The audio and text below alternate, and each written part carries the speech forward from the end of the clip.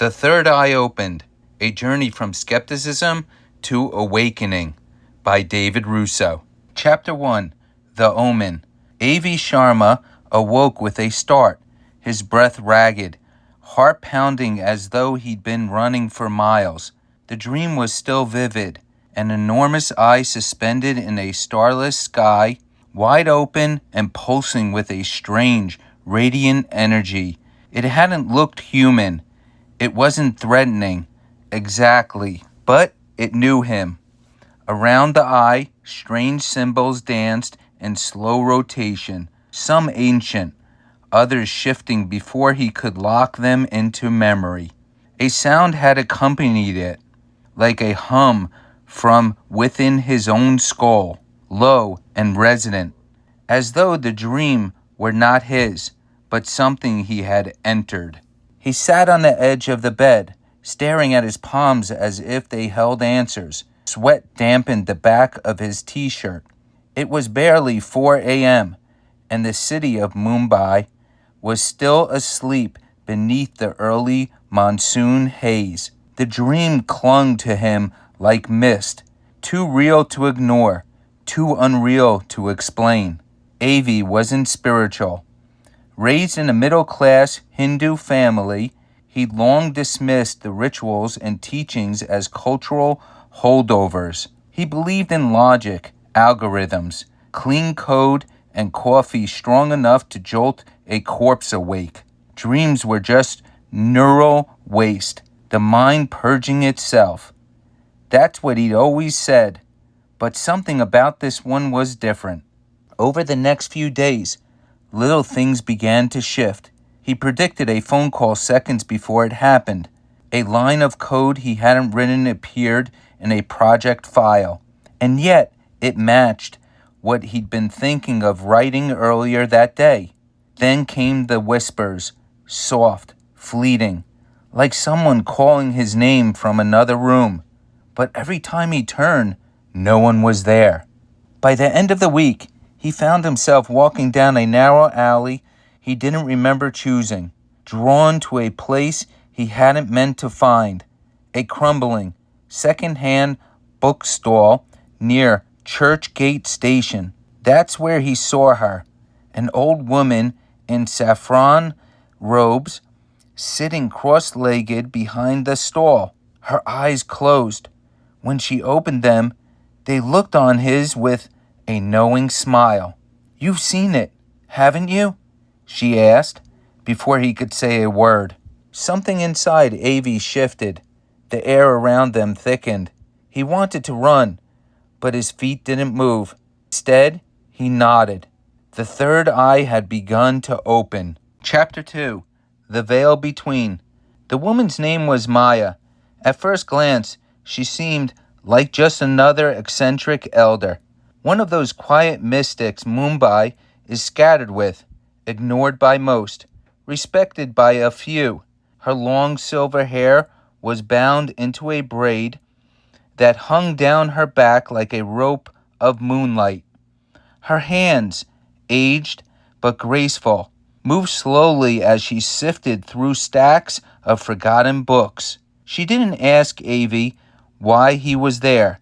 She simply gestured for him to sit. "You think the mind is the only place where vision happens," she said, her voice as soft as silk, but with the weight of granite. "But there are other eyes, eyes not made of flesh." Avi didn't know how to respond. Part of him still wanted to laugh it off, dismiss it all as an odd coincidence, a dream followed by random events he was reading too much into. But something about Maya, her stillness, the way she looked directly into him rather than at him, unsettled his confidence. "You're caught between two realities," she continued, as if picking up on his inner resistance. "One you've been trained to believe in, and one you've always known, but forgot how to see." Before he could ask what she meant, she reached beneath the table and pulled out a worn, cloth-bound book. The title was etched in faded gold, "The Flame of the Inner Sight." The script looked old, Sanskrit, Perhaps, but beneath it was a translation in English, barely legible. When Avi took it from her, the book felt warm, almost alive, like it had been waiting. Read with your breath, not your brain, Maya said cryptically. And don't look for understanding. Let it find you. From that moment, Avi was pulled into a world he hadn't known existed, a quiet network of seekers, healers, and teachers who believed the third eye wasn't metaphor but mechanism. An energetic portal, they said, nestled between the eyebrows and connected to the pineal gland, a center of perception, insight, and truth. He attended his first gathering in the back room of a spice shop in Bandra, where incense swirled and people spoke not in lectures but in riddles.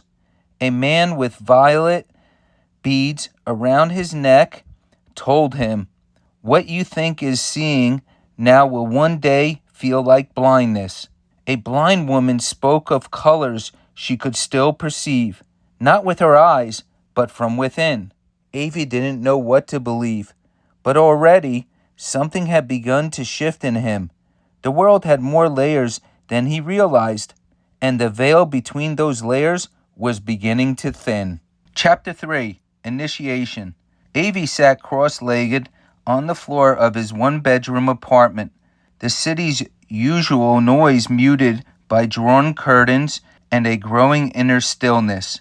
The book, The Flame of the Inner Sight, lay open in front of him, its yellowed pages filled with strange diagrams, cryptic phrases, and breathing exercises that read more like spells than meditation instructions. He dismissed them at first. Inhale through the left nostril to unlock memory. Hold breath at the brow for inner vision. But something in him insisted he try. And so he did. His routine changed completely. Morning runs were replaced by silent dawn meditations. Meals became sparse and intentional. He fasted one day, then two, letting hunger carve out the noise inside him. The phone stopped ringing. Friends stopped checking in. Avi didn't mind. Something deeper had taken root. Fear mixed with awe.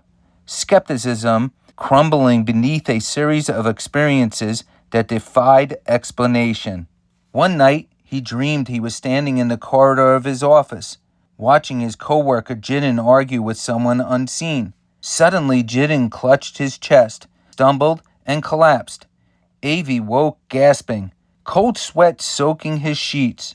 The next day, the office WhatsApp group buzzed with news. Jidin had died of a heart attack that morning, at the exact time Avi had seen it in his dream. He couldn't unsee it.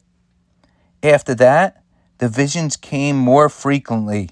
Shadows behind people that shimmered and moved. A sensation of walking into a room and feeling everything. Who was anxious? Who was lying? Who had cried just moments before? Numbers began to mean things. Time felt elastic. It was no longer unusual to think of someone only to receive their message seconds later. Yet it wasn't easy. For every moment of clarity, there was another of confusion or fear. He'd stare at his reflection and feel unfamiliar. The boundaries of his identity, once so solid, had started to blur. Sometimes it felt like a second presence watched from within, silently observing everything he did. He called Maya once, asking if this was normal. Her answer was simple. The door doesn't open without a test. If you're afraid, it means you're close. Avi didn't know if he was awakening or unraveling. But one thing was clear. This was no longer theory, no longer metaphor. He crossed a threshold. The third eye was opening, and it would not close again. Chapter 4, Echoes of the Inner World. The world didn't look the same anymore. Avi found himself staring at strangers in cafes, not out of curiosity, but because something radiated from them. Colors, pulses, emotions like smoke curling around their shoulders. A woman on the train glowed faintly blue, her sadness thick and quiet like rain-soaked cloth. A man who brushed past Avi on the footpath left behind a flicker of red, anger, sharp and jagged. He didn't know how he knew, only that he did. He didn't ask for it. The knowing simply happened. At first, it felt like a gift, a superpower, but within days, it became a burden. Everything was too loud, not the city. He could tune out traffic and horns, but people, their hidden emotions, their lies beneath smiles, their inner storms, it all crashed into him like waves without warning. He began waking up with headaches, heart racing, drenched in sweat as if he'd run marathons in his sleep. He stopped going to work. He couldn't bear to sit in an office, surrounded by the unspoken chaos of stressed minds and shallow conversations. He resigned quietly, offering no real explanation. His manager looked at him with concerned eyes, but Avi only nodded. I need time. He didn't say what for. He retreated into himself, days blurred, nights stretched endlessly. He kept a journal, dozens of pages filled with scribbled impressions, symbols that came in visions, fragments of dreams, and descriptions of the horrors he saw. He thought it might drive him mad. Maybe it already was. And then, during particular intense meditation, he saw him. A figure standing on a riverbank, robed in simple white, shaved head, eyes calm but piercing. A monk, silent and still, as if made of air and intention. He didn't speak at first. He simply stood, watching Avi struggle through a swirling current, caught in a river that was both literal and symbolic. Finally, the monk raised one hand and said in a voice that vibrated through the dream, You are only halfway across the river. Avi jolted awake, the phrase echoing in his skull like a bell struck in an empty hall. Halfway, not lost, but not safe, not broken, but not whole. The third eye had given him vision, but not yet clarity. He knew now this was not the end of the journey, but the beginning of something far more demanding. The world within was far vaster and far more dangerous than he'd imagined. Chapter 5. Awakening the Sight. The air in the room was thick with sandalwood and silence. Avi sat cross-legged on a mat made of woven kusa grass, eyes half closed, breath steady. The faint hum of the city beyond Maya's apartment had faded to a distant murmur, drowned by the sound of his own pulse. Across from him sat a man who radiated both precision and peace, Dr. Vian Mehra, a former neuropsychologist who had abandoned his clinical practice to study Himalayan yogic science. His presence was a strange fusion of intellect and stillness, a man who spoke of serotonin and samskara in the same sentence. The third eye, Vian said during their first meeting, is not some floating light in your forehead. It is the inner witness. It corresponds to the pineal gland, yes, but more than that, it is an interface between the physical and the non-physical, between input and insight. Avi listened, skeptical but willing.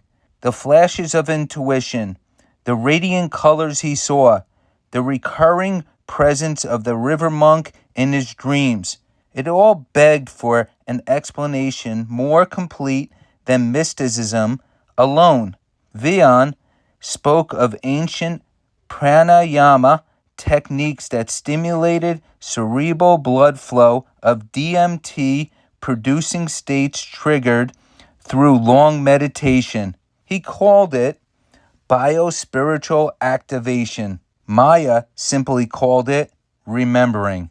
In preparation for the next step, Avi underwent a strict sadhana controlled diet, silence for 3 days, hours of deep, alternate nostril breathing.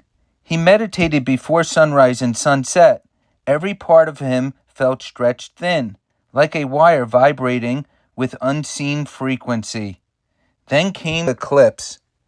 It was partial, barely visible behind clouds, but that didn't matter. Vihan had told him the outer event aligns with the inner one. Time it right. At the exact peak, Avi sat in stillness, spine straight, breath suspended in kumbhaka. That's when it happened. A sudden pop, like a shift in atmospheric pressure, but from inside his skull. A surge of warmth flooded his brow. Then came the feeling of falling upward, as if his awareness had been yanked from his body like a thread pulled through cloth. He hovered above himself, weightless, unbound by form, watching his own chest rise and fall below him. And in that moment, clarity arrived, not as a thought, but as a presence, a sense of profound connection. There were no voices, no visions, just knowing. That was not his body, not even his mind. That awareness itself was who he truly was. When he returned to his body, minutes or hours later, tears streamed down his face without sadness. His third eye had opened, not by force, but by surrender, not as fantasy, but as direct experience. The world hadn't changed, but he had. Chapter 6, The Mirror of Self. Avi thought that once the third eye opened, clarity would follow.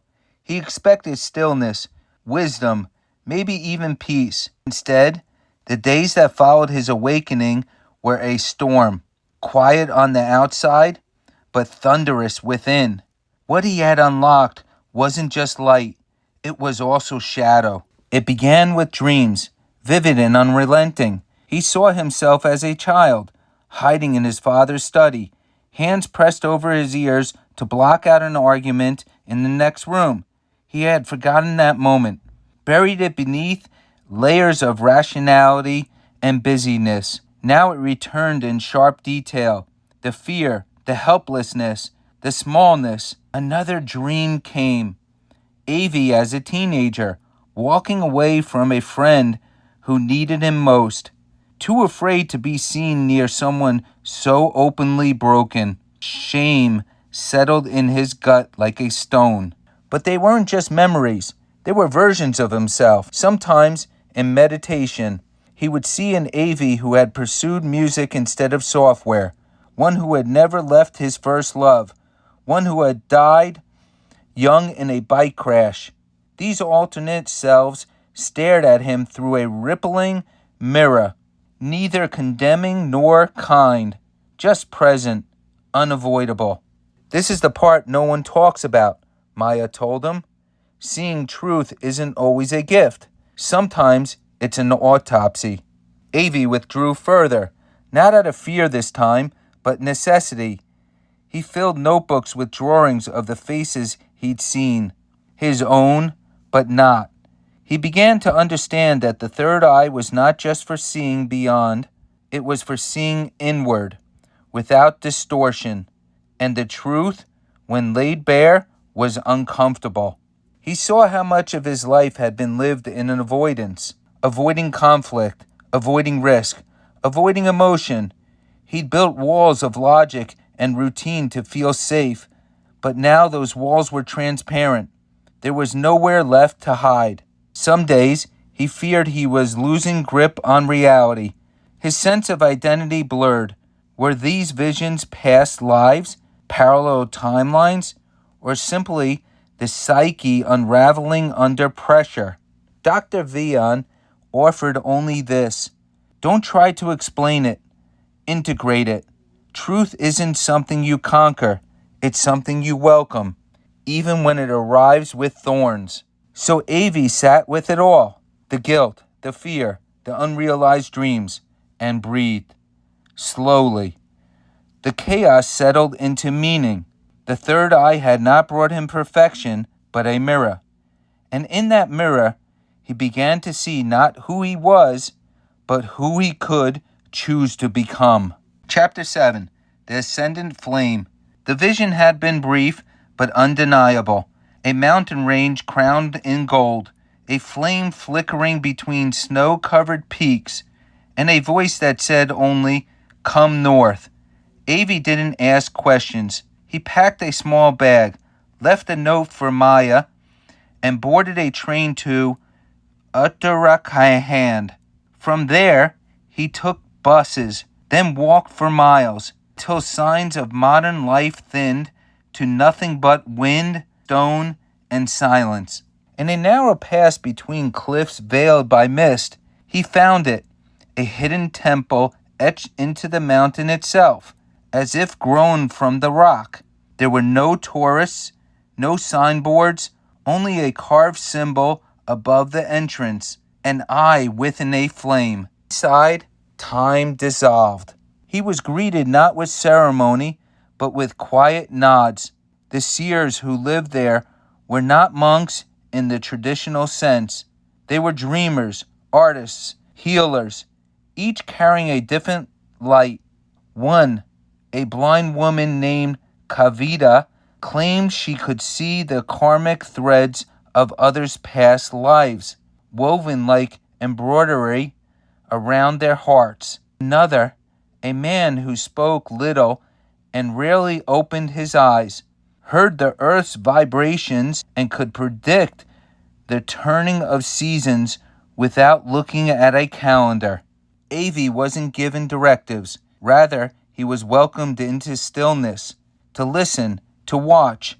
Days unfolded in quiet, interrupted only by sparse guidance, a breath to hold, a fire to kindle, a truth to write without fear or judgment.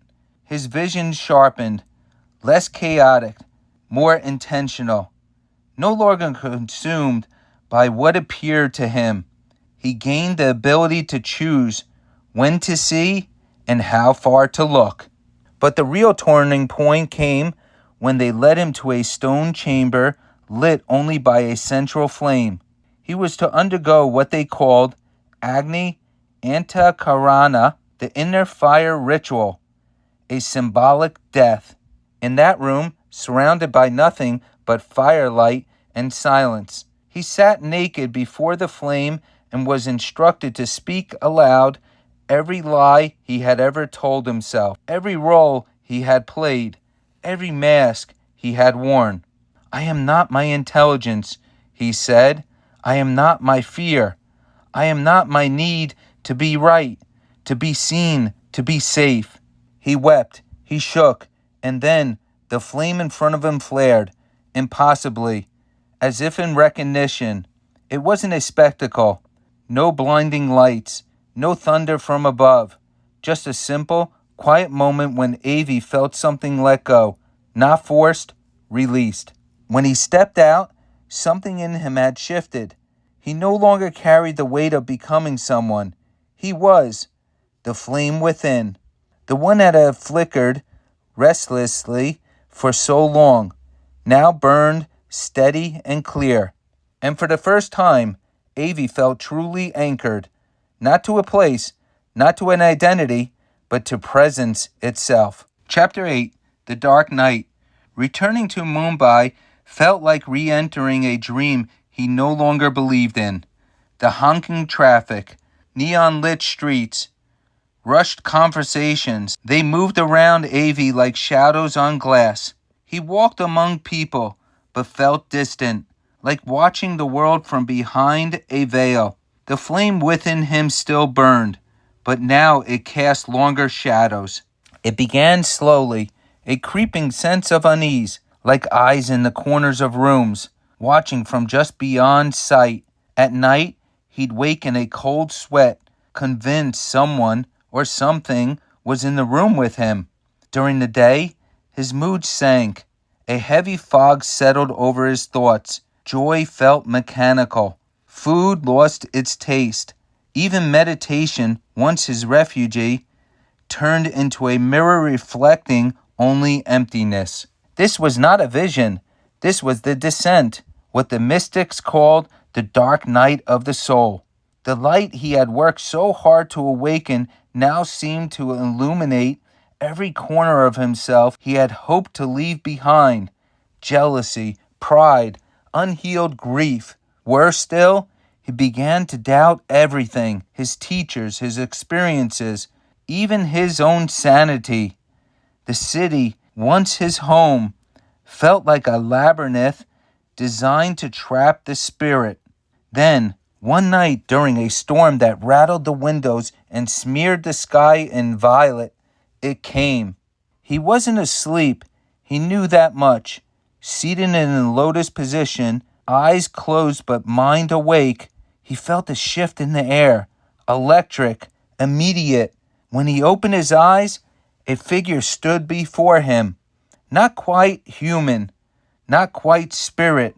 Its form shimmered, cloaked in both light and shadow, shifting constantly between male and female, angel and animal.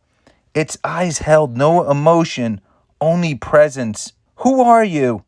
Avi asked, barely able to speak. "I am what lies beyond your concepts," the being said, its voice a soundless vibration. "You've sought light, but light casts shadow.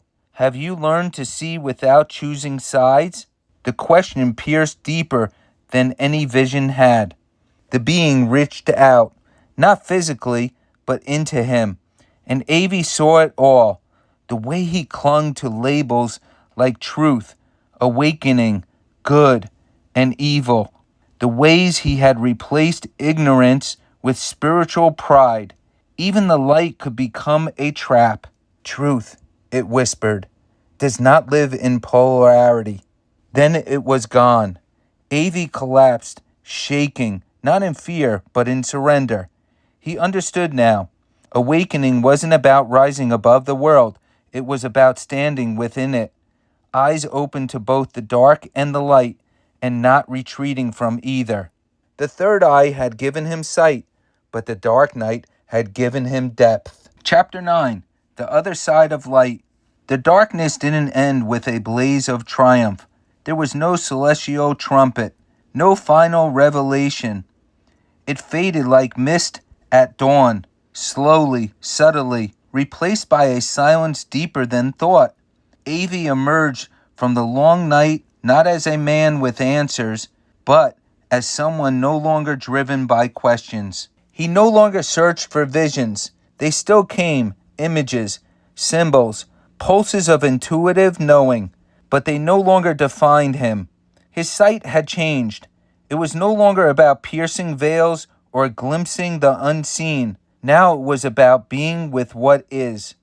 Every person he passed on the street was a story, unfolding moment to moment, a hand gesture, a glance, a pause between words. Each carried layers of meaning.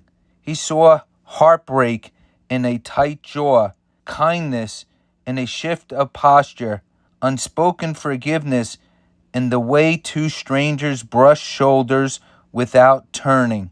He no longer needed to look beyond reality. Reality itself had become sacred. Presence was the new power.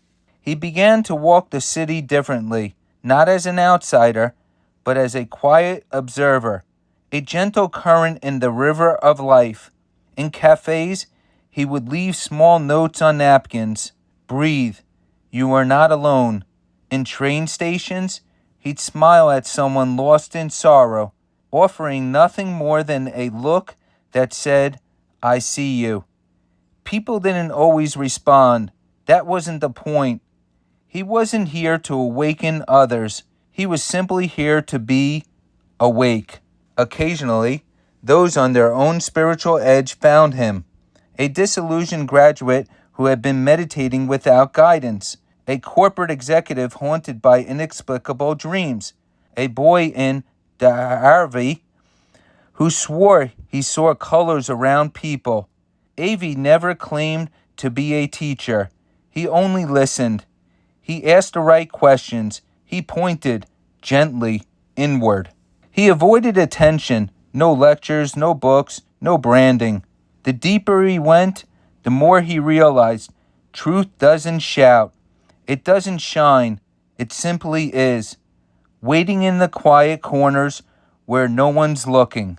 And so, the man who once sought the mystery of the third eye now walked with his eyes open, not to other worlds, but to this one, in all its messy, miraculous wholeness. He had passed through the fire, not to become more powerful, but to become real. Chapter 10. The Seer's Path. Years had passed like the slow turning of seasons, each one folding into the next with quiet inevitability. Avi had returned to the city, not as the restless seeker who had once fled into the mountains, but as someone rooted in the simple truth of presence. Though he shied away from titles, those who came to him called him teacher, guide, even seer. He never claimed the words. They were just signposts for the journey. He spent his days writing, journals filled with reflections, poems, and sketches that caught fragments of inner light and shadow. His hands, once so focused on code and screens, now moved with the gentle rhythm of brush on paper. The paintings were abstract, swirling with colors that seemed to pulse with unseen energy. Windows into the inner world he had come to know so intimately. Every so often, seekers found their way to him. Some came with wide eyes, hungry for secrets. Others came quietly, their doubts like heavy stones. Avi listened more than he spoke. When he did, his voice was calm, infused with the kind of knowing that didn't seek to convince, only to illuminate. The third eye, he told them often, is not for seeing spirits or predicting the future. It is for seeing clearly the world, others, and most importantly, yourself. To see with compassion, without judgment. To see the truth beneath the surface. One afternoon, as the monsoon clouds gathered over the city, Avi wandered to his favorite used bookstall in a narrow alley. The air smelled of wet earth and old paper. He watched as a young man browsed the worn shelves, skeptical eyes scanning titles, doubt etched on his brow. The boy's hand froze on a thin, weathered volume. Avi smiled quietly. The book was familiar. The flame of the inner sight. He remembered the first time he had held that book, how it had sparked a journey that had changed everything. The young skeptic looked up, meeting Avi's gaze for a moment, curious, cautious. Avi nodded gently, as if passing an unspoken torch. Some journeys begin with a single flame, he said softly, and that flame can light the way, if you're ready to see. The boy hesitated, then closed the book, clutching it as if it might hold the answers, or, at least, the questions. Avi turned away, feeling once again the quiet pulse of the path ahead, not just of his own, but that of countless seekers to come. The third eye was open, and its light was never ending.